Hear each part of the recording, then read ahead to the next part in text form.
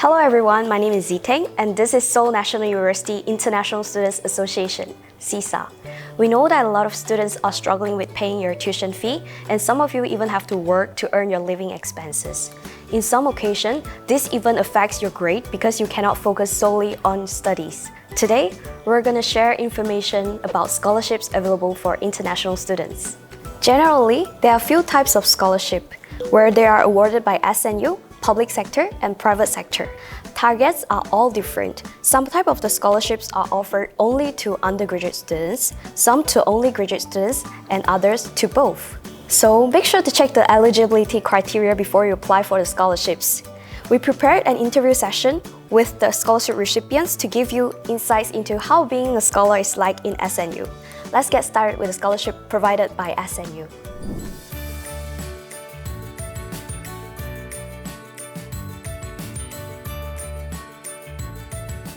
Hi Tanya, I heard that you're a recipient of the Global Talent Scholarship. Would you share your experience with us? Hi, yes sure. During the process of application to the SNU, I had to fill the application form. One of the points in the form was, do you want to apply for a scholarship? I put the tick on the yes answer. Then, when the university accepted me, they also emailed me that I received Global Talent Scholarship for freshmen. What are the criteria for this scholarship? Most importantly, GPA. The minimum GPA requirement for some departments is 2.7. I met the requirement and received the monthly allowance 1 million won for a year 12 million won and the tuition fee for 2 semesters. I heard that some students might be able to receive the tuition fee for 8 semesters, but I was selected for 2 semesters grants. Are there any other rules and regulations for this scholarship? Yes, since the monthly allowance is given to students in order to pay everything for living in Korea, accommodation, food, different services, the recipients are obliged to stay in Korea to get this allowance. Recipients are not allowed to leave Korea for more than 30 days, otherwise the allowance will not be given. Also, in order to confirm that the recipients are currently staying in Korea, they have to sign and submit documents to the designated department offices until the particular day each month. In my case, it was until the 20th day of each month. Thank you, Tanya, for sharing your experience as an undergraduate scholar.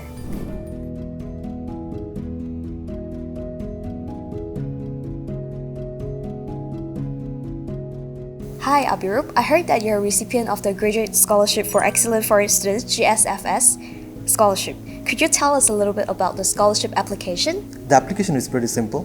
The application timeline is the same with the usual admission application time period, fall and spring. The scholarship is available to the East, Southeast and Central Asian countries. Thus, before application, please check out the list of the countries and participated colleges or schools from the guidelines. To apply, the applicant needs to fill up the GSFS form and apply along with the guidelines. I had to submit my documents in person or by post. However, I could apply for GSFS program online as well at the same time during admission. What are the benefits and criteria of GSFS? The scholarship covers the tuition fee for 4 semesters and a certain amount of stipend is provided from respective department. In my case, in my first semester, I made an inquiry to OIA regarding the timeline of when the tuition fee will be waived. They responded promptly. They explained that the tuition fee will be waived right before every semester's registration period.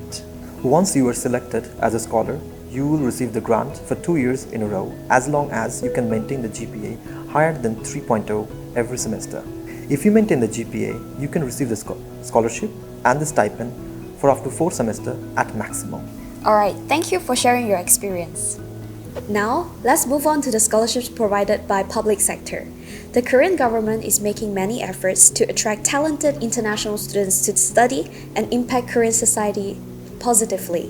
One of them is by providing full scholarship for international students, namely Korean Government Scholarship Program. KGSP is part of the Global Korea Scholarship. KGSP was also one of the main reasons why I came to Korea.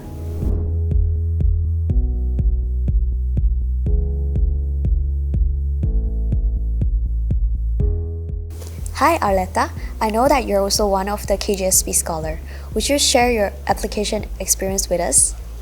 Hi, yes, sure. KGSP program supports international students who study in a Korean university, both undergraduate and graduate level. It's important to know that the undergraduate and graduate scholarship application period is totally different. For undergraduate, you should apply around October, November, and for graduate, you should apply around March, April.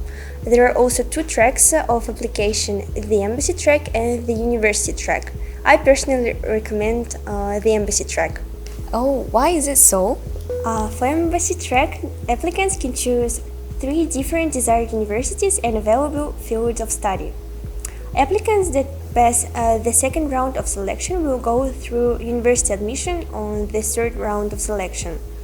However, for the university track, you may choose a major from only one desired university among 30 universities listed. I see. That is very informative. Is the application procedure the same for graduate students? The eligibility criteria and benefits might be a little different from undergraduate students.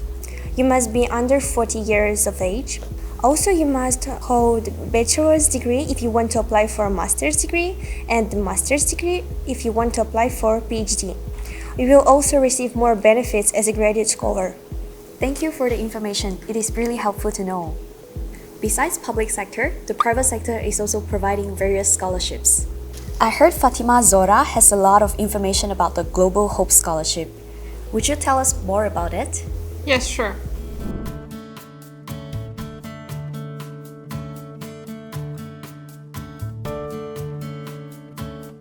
Can you please briefly describe your application process? Sure. The first step is document screening at the host university. The full list of required documents can be found on OIA website, and you need to submit them to OIA. Then they review your application and then recommend candidates to the Samsung Dream Foundation. It usually takes 2 to 3 weeks. If you pass second round, you will receive an email with further details. So the last step is an essay test and interview with foundation teachers. Great, thank you. And now, can you tell us more about the interview and essay tests? Of course, essay tests includes writing your opinion about a controversial issue. They will give you the topic of the essay on the interview date, so you don't need to prepare any documents for the essay tests.